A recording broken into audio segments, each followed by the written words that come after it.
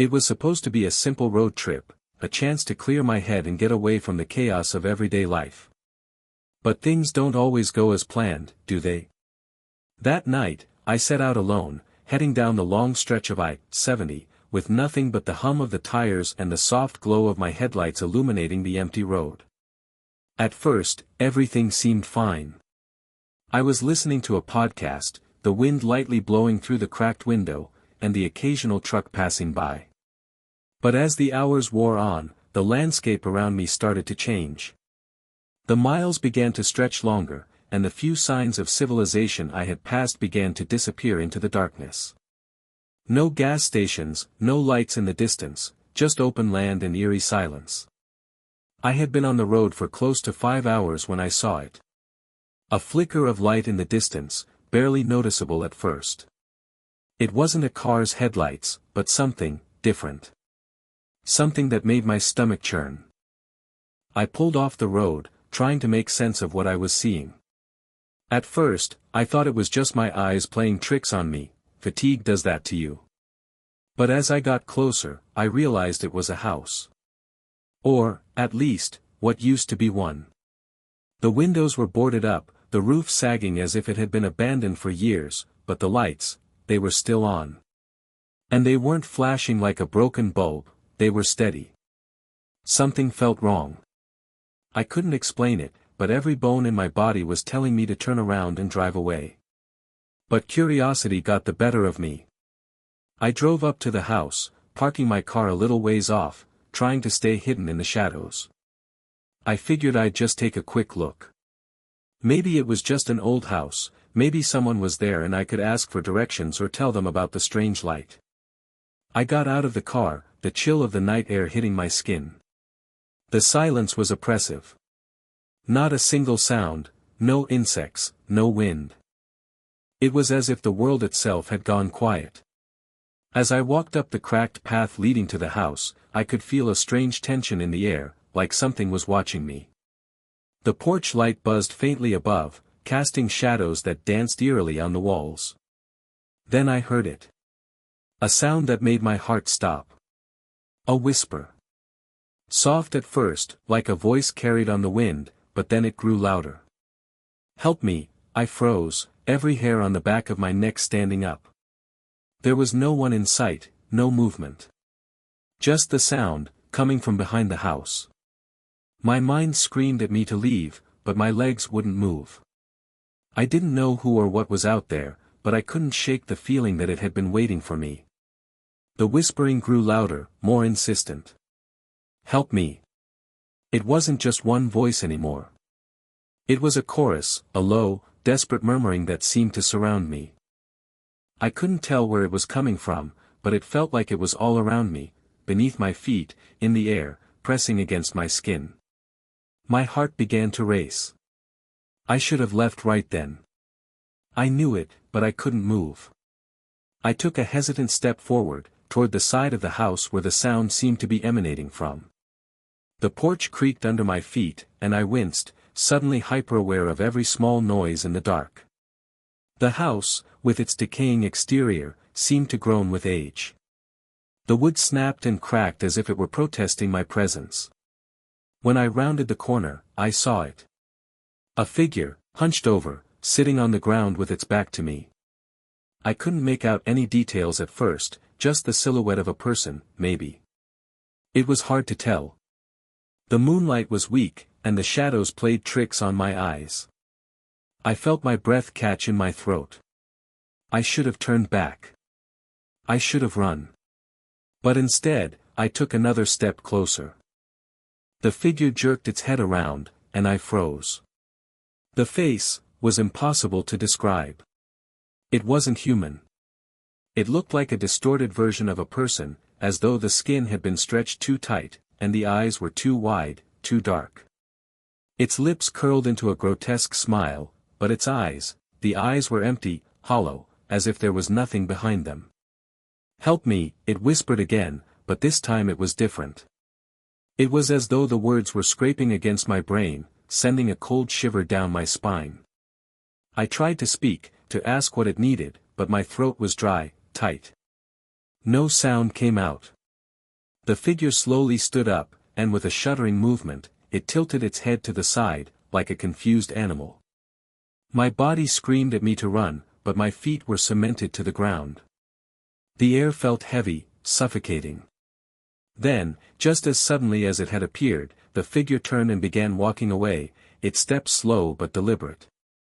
It didn't make a sound. No footsteps, no rustling of leaves, just an unnatural silence. I didn't know what to do. Part of me wanted to follow, to see where it was going, but another part of me was terrified of what might happen next. I was caught in a trance, my mind struggling to comprehend what was happening, but my body moved on its own. I couldn't let it go. I had to know what was out there. I took a step forward, my breath shallow. And that's when I saw it. A faint light flickering in the distance, barely noticeable at first, but it grew clearer with each passing second. The figure had stopped walking, standing just a few feet ahead of the light. And in that moment, I saw it clearly. This time, I could make out the faint outline of a building. Another house, but much smaller, almost like a shack. I didn't realize it at first, but I had been walking toward it. Each step felt like it took me further away from everything familiar. I couldn't see the road anymore. Just darkness and this strange, unsettling light in front of me. And then, the whispering started again.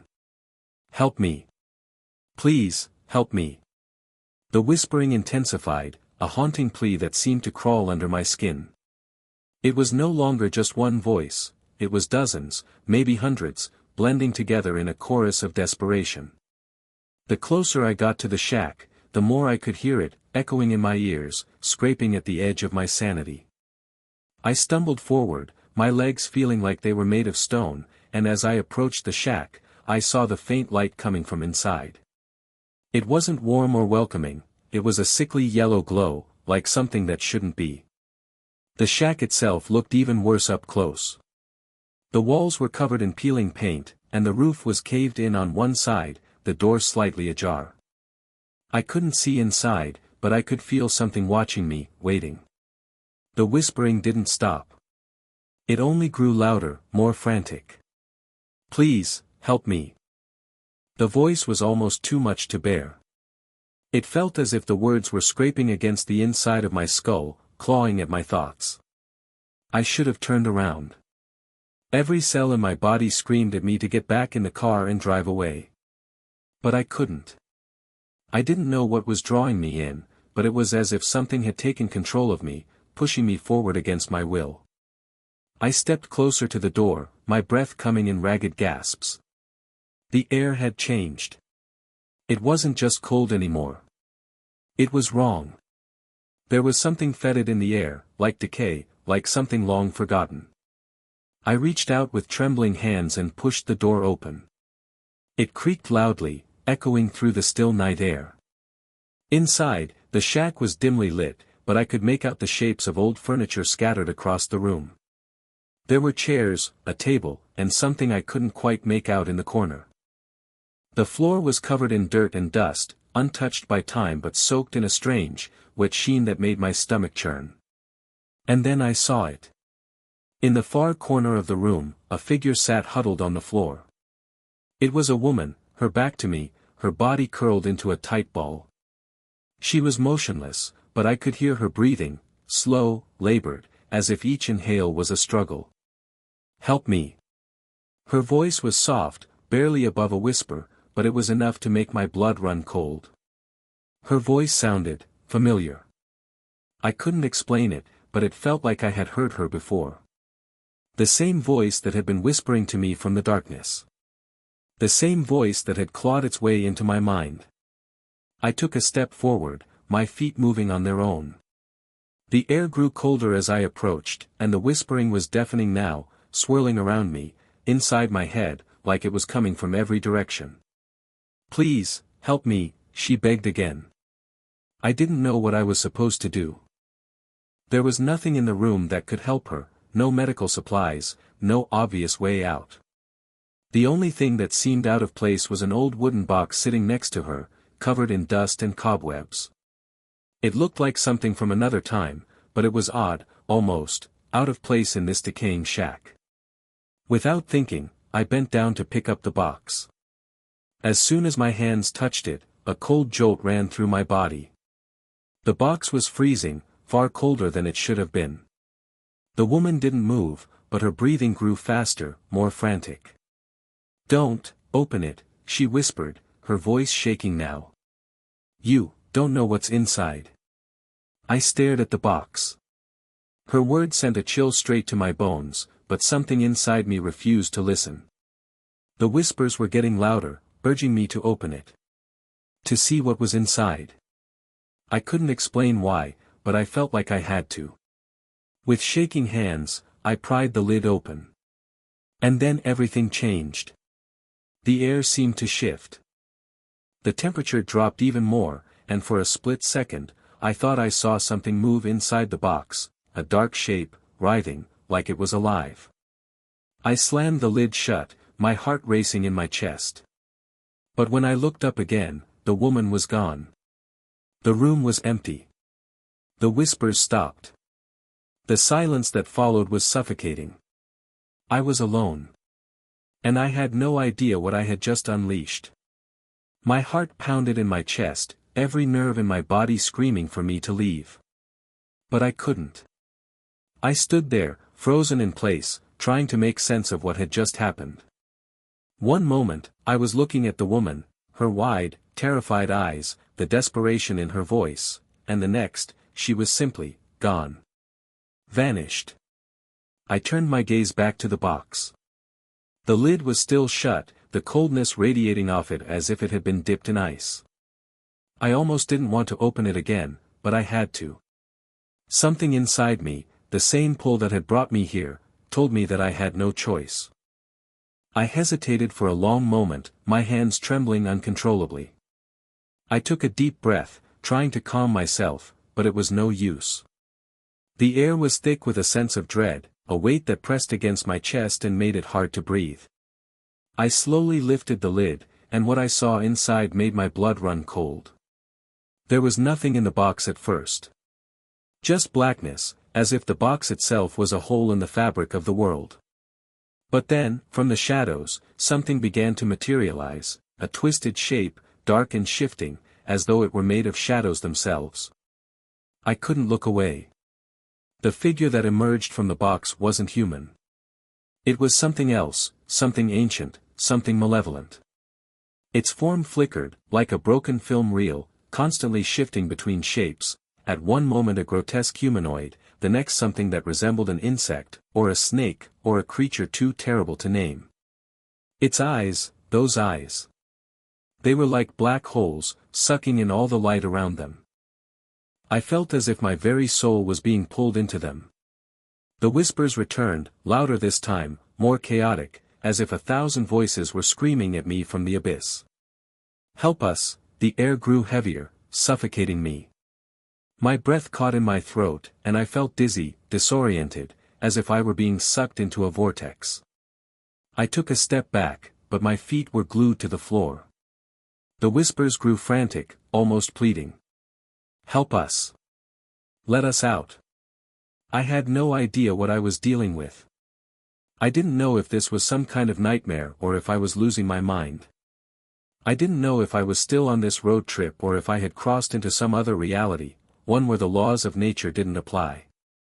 Without warning, the creature lunged out of the box, its dark tendrils reaching toward me. I tried to move, but my legs wouldn't respond. I couldn't scream, my mouth felt frozen, my body trapped in place. It touched me, its cold, slimy appendage brushing against my arm. The moment it did, a surge of icy pain shot through me, as if its touch had burned through my skin and into my very bones. I gasped, feeling something deep inside me snap. And then, everything went black. I don't know how long I was unconscious. Hours, maybe longer. When I opened my eyes, I was back outside the shack, lying on the ground.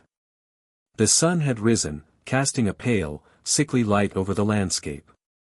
The shack was gone, just an empty field where it had once stood. I sat up, disoriented, my head spinning. There was no sign of the creature. No sign of the woman. Nothing. The box was gone too. But the whispers, they were still there. In my head. Soft, haunting, and endless. I got to my feet, feeling a strange sense of urgency flood my body. I had to leave. I didn't know what had happened or what I had done, but I knew I couldn't stay there. I turned and walked away, my heart still racing. I reached my car, and I didn't look back. I didn't care if the road was empty. I didn't care if I was in the middle of nowhere. All I cared about was getting away from that place. From whatever I had encountered. But as I drove away, I couldn't shake the feeling that something was following me. I couldn't shake the sound of those whispers, always just at the edge of my hearing, urging me to come back. I knew then, I wasn't going to be free of this. Not ever. The road trip was far from over. The miles blurred by as I drove, my hands gripped tightly on the steering wheel, knuckles white from the tension. The road stretched out before me, endless and empty, but no matter how fast I drove, I couldn't shake the feeling that something was chasing me. The whispers grew louder with every passing minute, an insistent, maddening sound that gnawed at the edges of my mind. I tried to ignore it. I told myself it was just the stress, the exhaustion, that I was still shaken up from the strange encounter at that shack. But deep down, I knew the truth. It wasn't in my head. Something was out there, and it was following me. I took a turn off the highway, my eyes scanning the empty road ahead. I had to find a place to stop, to breathe, to get my bearings. But every rest area I passed seemed deserted, abandoned even. No cars, no people. Just that suffocating silence, as if the entire world had stopped moving. Finally, I spotted a small truck stop in the distance. A flickering neon sign hung above the entrance, casting a dim, sickly light over the lot. I pulled in, my tires crunching against the gravel as I parked beside a row of trucks. I stepped out of the car, trying to shake the unease that clung to me like a second skin. The air felt heavier here, thick with something I couldn't quite name. The truck stop was eerily quiet, with only a few trucks parked around the lot. The building itself looked run down, its windows cracked and the door hanging loosely on its hinges. I hesitated before stepping inside, but the need for something normal, a drink, a snack, pushed me forward. The bell above the door jingled as I entered. The dim lights flickered, casting long shadows over the few patrons sitting at the counter. A man in a trucker's cap sat at the far end, his face obscured by a thick beard, staring down into a mug of coffee. The woman behind the counter didn't even look up when I walked in, her eyes glued to the newspaper in front of her. I walked up to the counter and ordered a coffee, my voice sounding strange to my own ears. The woman slid the mug toward me without a word, her eyes still fixed on the paper. As I sat down at the counter, I felt a cold draft seep through the cracks in the walls, sending a shiver down my spine. The quiet was oppressive, but not the same kind of silence as before. This felt different, heavier, like the air itself was holding its breath. I took a sip of the coffee, but it tasted wrong. Bitter, burnt. I set the mug down, my hands shaking, and I glanced around the room. Something wasn't right. The faces of the truckers seemed hollow, their expressions vacant, like they weren't really there. It was as if they were going through the motions, but something was missing. I turned back to the counter, my gaze falling on the newspaper the woman had been reading. The headline caught my eye. Local man found dead, no signs of struggle, authorities baffled. The story was about a man who had been found near the outskirts of town, his body seemingly untouched by any external force.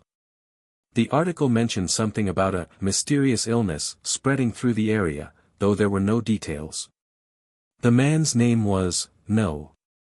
It couldn't be. I blinked and looked closer. The man's name was listed as James Franklin. My own name. A chill crawled up my spine, and I pushed away from the counter, the world spinning around me. No. It couldn't be. I was here, alive, sitting in this truck stop. But there it was, in black and white, the name of the man found dead, looking eerily similar to the person I had seen in the shack. The hollow eyes, the twisted, broken form. The thing that had crawled out of the box. I stumbled toward the door, my mind racing. I couldn't breathe. I had to get out. I had to leave before whatever this was caught up to me. But as I reached the door, the whispers started again. Not in my head this time. Out loud. Come back. The voice was familiar now. Low. Cold. You can't escape. I spun around, but the truckers were all staring at me, their eyes dark and empty. The woman behind the counter smiled, but it wasn't a friendly smile. It was a grin, twisted and unnatural. You've already opened the door, James, she said, her voice hollow. I ran. I don't know how I made it back to my car, but I did. I slammed the door shut, the engine roaring to life as I sped away from the truck stop. The road ahead was a blur of headlights and darkness, but no matter how fast I drove, the whispers kept up. And I knew, deep down, that I would never be free. The road trip was far from over. It had only just begun. I drove for what felt like hours, my eyes locked on the endless stretch of highway before me. The road blurred under the headlights, but the unease that gripped me never faded. The whispers, ever present, clawed at my thoughts. They weren't just in my head anymore. They were real. They surrounded me, following me like a shadow, growing louder with every passing mile. Come back, they whispered. You can't outrun us, I gritted my teeth, trying to drown out the voices. But the more I tried to ignore them, the louder they became. It was like they were closing in on me from every direction. I had to do something. I couldn't keep running forever. I needed help. But who could help me? I didn't know who or what was after me, and I sure as hell wasn't going to tell anyone about this. They would think I was crazy. Hell, I was starting to think I was crazy. I needed to find a place to stop, somewhere to clear my head. I needed to make sense of this, or at least try to. I couldn't keep driving in circles, lost in my own fear. I needed answers. And the only way to get them was to face whatever was chasing me. As I drove, I spotted a small, nondescript town up ahead. It wasn't much, just a few lights in the distance, a couple of gas stations, and a few buildings huddled together in the darkness. It felt safe, in a way. A place where I could stop and maybe figure things out, or at least get some rest. I pulled off the highway, the tires crunching over gravel as I parked in front of an old diner. The neon sign flickered above the door, casting an eerie glow over the parking lot. The place looked run down, like it hadn't seen a customer in years. But at this point, I didn't care. I just needed a break. I needed to stop running. I stepped out of the car, the cold air biting at my skin. The diner's door creaked as I opened it, the bell above the entrance jingling softly. Inside, the diner was even emptier than I expected. The air smelled stale, like it hadn't been cleaned in ages. A single old man sat at the counter, hunched over his coffee, staring into the darkness. The waitress, a woman in her mid-30s with tired eyes, glanced up at me as I entered but didn't say a word. I walked up to the counter, trying to shake off the feeling that I was being watched. I didn't know if it was the diner's oppressive atmosphere or something else, something deeper, more sinister, but it felt wrong. It felt like I was being pulled into something I couldn't escape. The waitress finally spoke, her voice low and emotionless. What'll it be? I looked at the menu, but it didn't really matter. I wasn't hungry. I just needed to talk to someone, anyone. I ordered a coffee, and she set the mug in front of me without saying another word. I took a sip. It was cold, stale. Everything here felt off, like I had stepped into a place that existed outside of time. The man at the counter hadn't moved an inch, his eyes still locked on his mug. The silence was deafening, and the weight of it pressed down on me like a physical thing. And then, the whispers returned. "Help me," it was faint at first, just a whisper on the wind. But then it grew, louder and more desperate, as though it were coming from the walls themselves.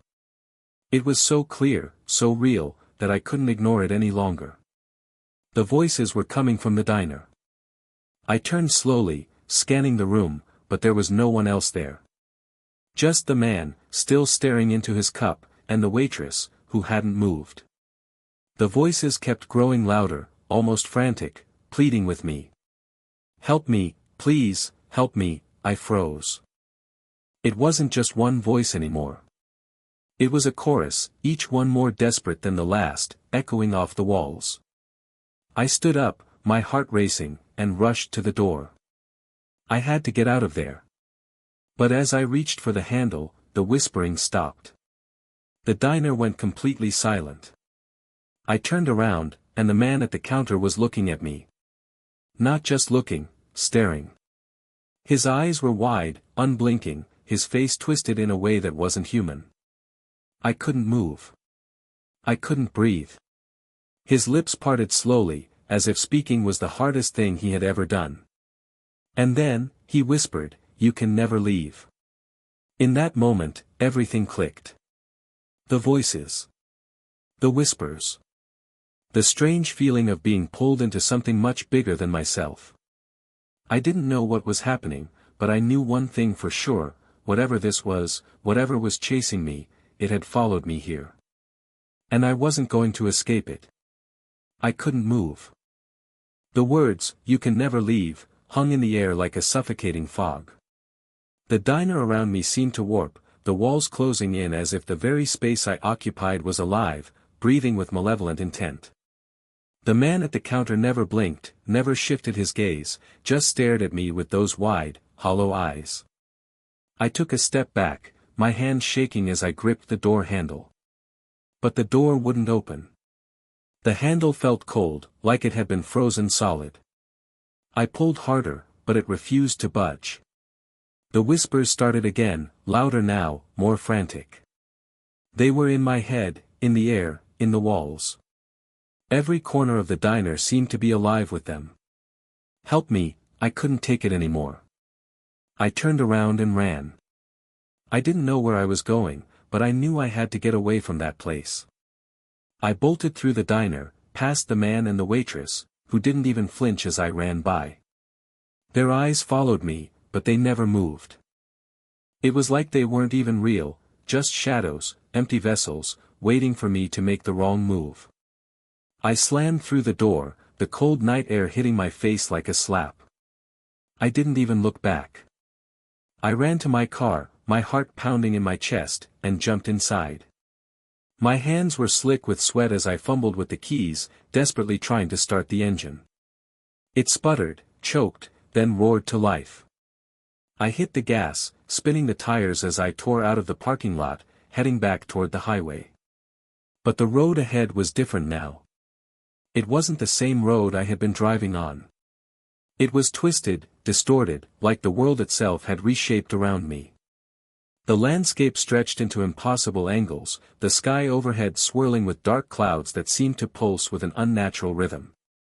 And then, just as I thought I could outrun it all, I saw it. A figure standing in the middle of the road ahead. It was the woman from the shack, but her face was twisted, distorted, like something had been carved into it. Her mouth opened in a silent scream, and the road beneath me cracked, splitting wide open like a wound in the earth. The car swerved, the tires screeching, but it wasn't enough. The car slid to a stop just inches from the edge of the chasm that had appeared in the middle of the highway. I slammed on the brakes, my breath ragged in my chest. The figure was still there, staring at me, but now there was something else.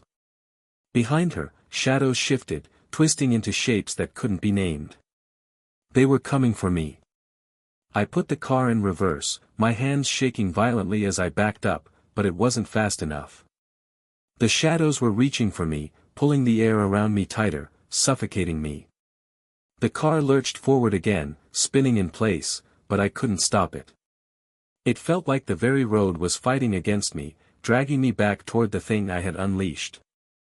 And then, everything went silent. For a brief, fleeting moment, the world stood still.